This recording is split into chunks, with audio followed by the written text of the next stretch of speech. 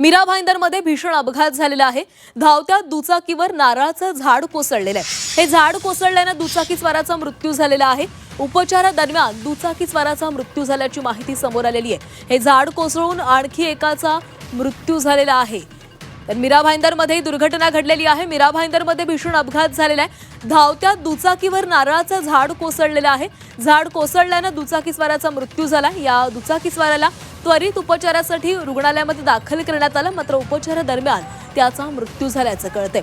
झाड कोसळून आणखीन एकाचा मृत्यू झाल्याची ही घटना समोर आलेली आहे। यंदाच्या पावसाळ्यामध्ये झाडांमुळे मृत्यू होण्याच्या घटना ह्या वाढताना दिसतायत।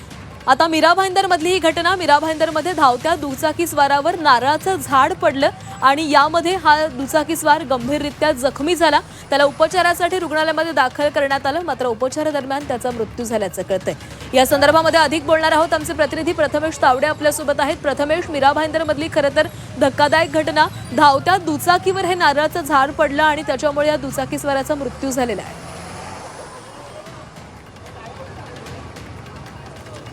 आपण बोलू शकतो, कारण ज्या पद्धतीनं 2 दिवसांपासून पाऊस सुरू आहे, त्याच पावसामध्ये जे रस्त्याकडे ते झाड होतं, राई रोडवरचं, हे झाड एका त्या दुचाकीच्या चालकावरती पडलं।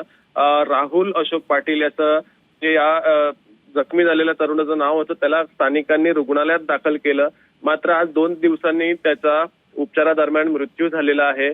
खरं तर या संपूर्ण घटनेने हळहळ व्यक्त केले जाते।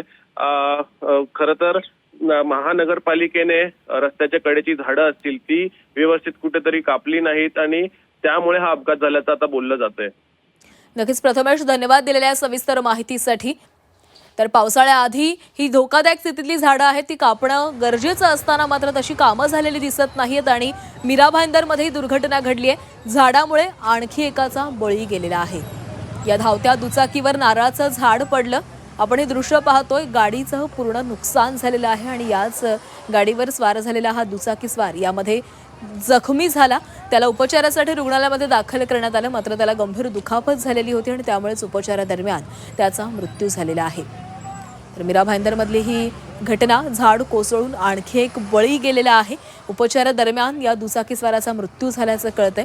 रस्त्याच्या कडेला असलेली ही धोकादायक झाडं पावसाळ्यापूर्वी काढून टाकण्याची, कापण्याची खरं तर मोहीम हाती घेतली जाते, मात्र सध्या यंदाच्या पावसामध्ये अशी कोणती स्थिती पाहायला मिळत नाहीये। झाडं पडून दुर्घटना होण्याचे प्रकार हे वाढलेले आहेत। आता मीरा भाईंदरमध्ये तसाच प्रकार घडलेला आहे। एका धावत्या दुचाकीवर हे नारळाचं झाड कोसळलं आणि यामध्ये हा दुचाकीस्वार गंभीर जखमी झाला। काही दिवसांपूर्वीच चेंबूरमध्ये एका स्कूल बसवर झाड कोसळलेलं होतं आणि त्या अपघातामध्ये एका 10 वर्षीय विद्यार्थ्याचा मृत्यू झालेला होता। ही घटना ताजी असतानाच आता ही घटना घडलेली आहे। मीरा भाईंदरमध्ये चेंबूरमध्ये झाड कोसळून एक शाळकरी विद्यार्थ्याचा मृत्यू झालेला होता आणि आता मीरा भाईंदरमध्ये झाड कोसळून एका दुचाकीस्वाराचा मृत्यू झाला। तर चेंबूरमधल्या घटनेला 4 दिवसही होत नाहीये। ती त्यातच आता दुसरी घटना मीरा भाईंदरमध्ये घडलेली आहे। 30 जूनला चेंबूरमध्ये एका शाळेच्या व्हॅनवर हे झाड पडलेलं होतं आणि त्यामधल्या एका 10 वर्षीय विद्यार्थ्याचा मृत्यू झालेला होता। ही घटना ताजी असतानाच 3 जुलैला मीरा भाईंदरमध्ये ही घटना घडलेली आहे।